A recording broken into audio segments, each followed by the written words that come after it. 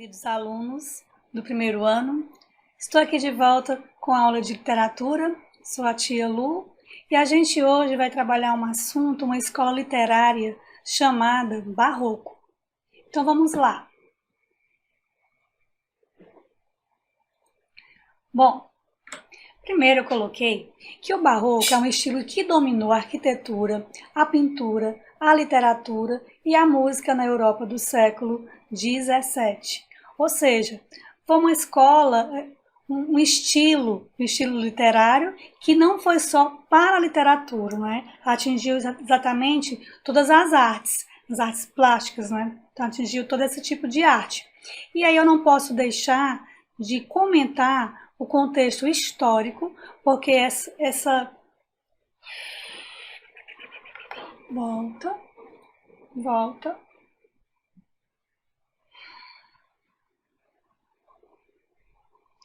Olá, meus queridos.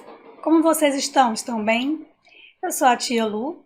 Hoje a nossa aulinha é de literatura e vamos trabalhar a escola literária Barroco. Vamos lá.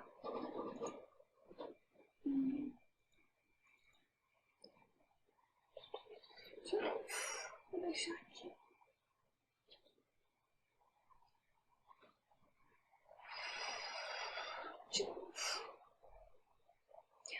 Olá, meus queridos.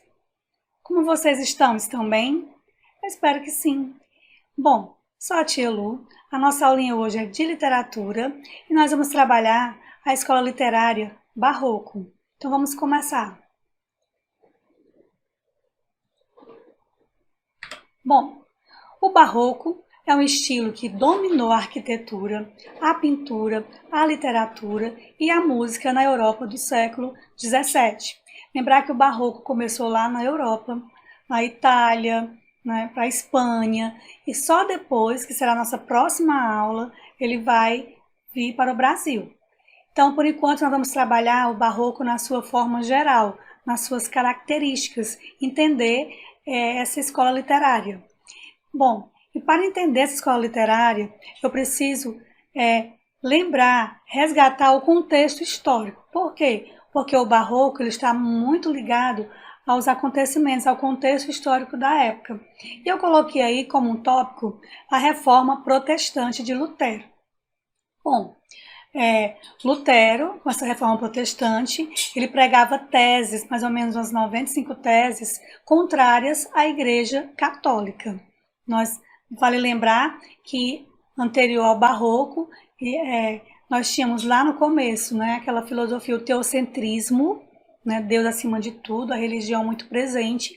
Depois, com as descobertas, com o Renascimento, veio o antropocentrismo. E agora, né, Lutero vem com essa reforma, né, pregando teses contrárias à Igreja, principalmente as indulgências, em que os fiéis pagavam para ter um lugar no céu. Então, tudo isso aí fez com que a Igreja perdesse muitos fiéis. E aí a Igreja faz a contra-reforma, tentando resgatar, então está aqui o segundo tópico, esses fiéis. Não é? Então, ela cria a Companhia de Jesus, inclusive a Companhia de Jesus veio para o Brasil, lembra aquela dos jesuítas que eles vieram catequizar os índios, então ganhar mais adeptos para a Igreja Católica?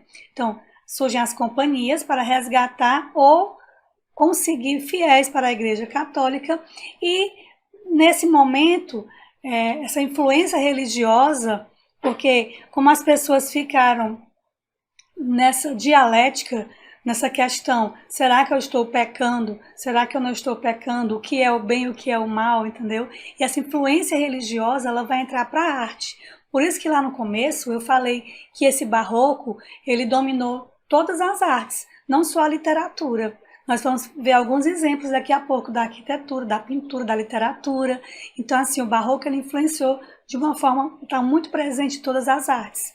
E aí, essa questão da vida ser efêmera, das pessoas achar que vão morrer logo, e para isso eles têm que aproveitar o momento, aproveitar o dia, aquela expressão, carpe diem, aproveite o dia.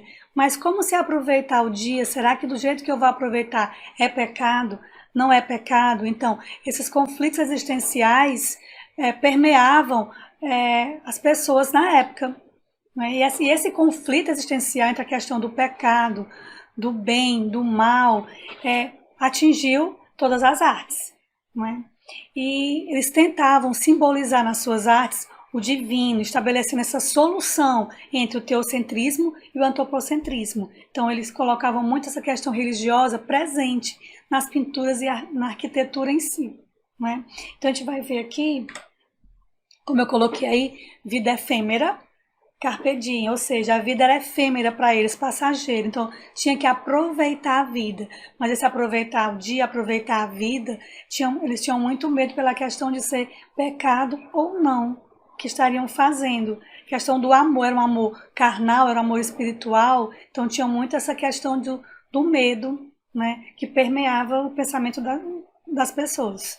Esse pessimismo, né, que se instaura, e aí eu vou falar assim mais da parte de literatura agora. Na literatura, trabalhou-se muito com a poesia, uma poesia bem marcada, com muita métrica, o soneto, que é aquela forma bem fixa. Então, utilizava-se na literatura uma linguagem, como está aí presente, uma linguagem culta, ou seja, o cultismo. Utilizava-se a linguagem culta com palavras, né, mais rebuscadas, o rebuscamento, usavam as figuras de linguagens específicas, como as antíteses e os paradoxos. O que é isso? O que é uma antítese e o que é um paradoxo? Lembra que ante quer dizer contrário. Como eles viviam essa dialética, esse momento da vida, essa tensão espiritual entre o bem e o mal, você percebe que são palavras de ordens contrárias. E a antítese trabalha com isso. Então era muito presente essas palavras que davam ideia, esses pensamentos contrários dentro da poesia do barroco. Os paradoxos também são ideias contrárias, só que bem mais absurdas. Os hipérbatos também, que são figuras de linguagem, são as inversões da estrutura sintática, mostrando aí exatamente esse cultismo. Muitas vezes quem não tinha um refinamento, que ia ler um poema, que viam frases invertidas, né? Esse hipérbato, frases invertidas, então pessoas que não tinham tanto conhecimento mal conseguiam entender. Então era algo mais culto. E aí também coloquei o rebuscamento, né, das palavras, né, nos textos.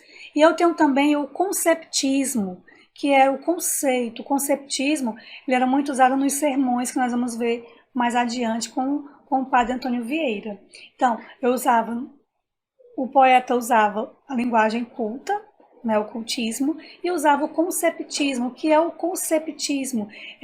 São um conceito que você não pode contra-argumentar. Então, a forma como ele colocava, você não podia argumentar. Por que eu coloquei nos sermões? Porque nós iremos ver que, geralmente, os sermões eles são tirados trechos bíblicos, e daqueles trechos bíblicos são trazidos para exemplificar nos dias atuais. Então, é algo que você não pode refutar, você não tem como contra-argumentar. Então, acaba sendo um conceito, algo a ser seguido. Então, é mais ou menos isso dentro da literatura, dentro dos poemas barrocos. Aí eu tenho aí como principais características, né, a arte rebuscada e exagerada. E esse exagero vai também estar lá na pintura, está lá na escultura, certo? Valorização do detalhe também vai estar nas outras artes. Esse dualismo e contradições, não é? Essas antíteses, essa questão existencial entre o bem e o mal, entre o pecado e o não pecado, essa obscuridade, complexidade, sensualismo. Então, em algumas vezes você fala da mulher, por exemplo, como um anjo ou como um demônio, mostrando as duas faces, esse dualismo. Né? E aí coloquei como barroco literário o cultismo e o conceptismo, que eu acabei de citar. Bom, coloquei aí só um trechinho de um dos poemas, não está nem na forma de poesia, só peguei esse trechinho, Definição de Amor, de Francisco de Quevedo, na espanhol. Então eu tenho aí, é gelo escaldante, é fogo gelado, é uma ferida que dói e não sente, é um sonho bom, um presente ruim, é um descanso curto e muito cansado. Percebam totalmente ele definindo o amor né, como algo realmente antitético, porque, por exemplo, gelo escaldante, fogo gelado, não é um paradoxo? Ou seja, é uma ideia contrária, mas altamente absurda, né? Um fogo gelado, um presente ruim, uma ferida que dói e não se sente, mostrando toda essa dialética, essa tensão vivida, e aí você percebe as antíteses presentes, né? As ideias contrárias, na verdade aí tem mais paradoxos. E eu vou colocar também, fora isso é a parte da literatura, e eu vou colocar um pouco da escultura. Então tem aí, deixa eu colocar aqui o nome dessa escultura é o Êxtase de Santa Teresa, né? Tá lá pela Itália, em alguma basílica, e aí o Êxtase de Santa Teresa, se você perceber, o detalhe, isso aí é uma pedra esculpida. Perceba o pé, a mão, o detalhe, né? Como eu falei, o exagero, a vestimenta que parece que está assim esvoaçante, né? Parece um tecido, mas aí é pedra. Então eles tinham muito essa preocupação com o detalhe. Percebo também assim a expressão, né? Temos aí o anjo e a Santa Teresa, no caso, e aí essa é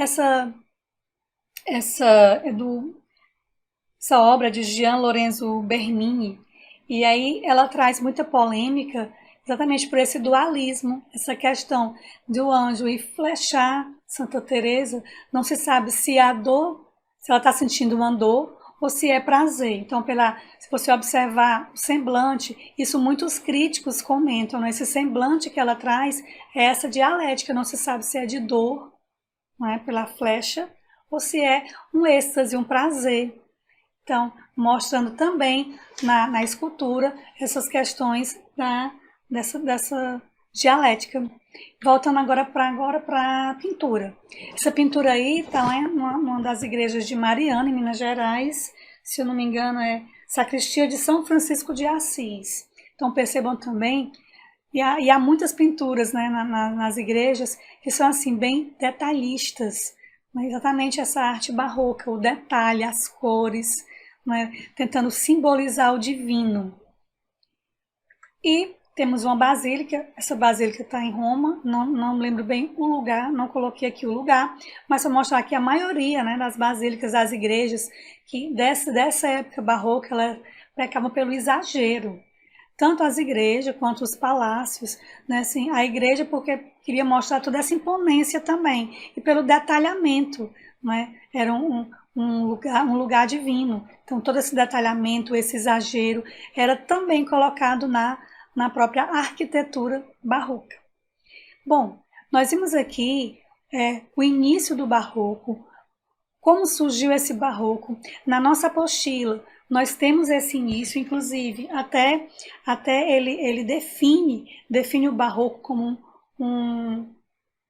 uma pérola, o nome barroco vem de uma pérola irregular ou desarmonia, exatamente. Essa desarmonia, essa tensão existencial, né?